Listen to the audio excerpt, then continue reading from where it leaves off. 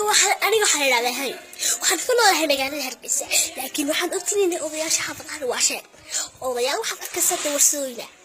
inta magaalada imaadaan oranaya guri ku soo qaraacay ka soo bilaxnimo nabiga waxaan agtinay nifaanti waa bilaxnimo waa ismeenay kama ogtiin guri ku soo qaraacay guri ku leen xarab waxa ku leen xoolo iskalaali guri tuuge nifaanti hableero waxa tiskuuli bal calad la hableero kuma talata idiib lakasi ha ku ramaysanna waa bila akhlaaq maadan bila akhlaaq iskali leero ay sida kuwa kuna silida sida ka yaabteen xaafadaha soo dhamaadeen xaafadahaas man tusawliba idinku xaafadaha eegti alla roob way maanta roobka eega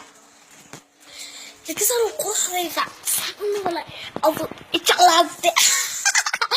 لكن أنا شيخ طانون قرأك حمر استيتنا هذا استيتنا ضبيط من هذا قالوا إنت تعيدين قرأك سير خير لو لما يجي تكسي لا يفتح وانش علي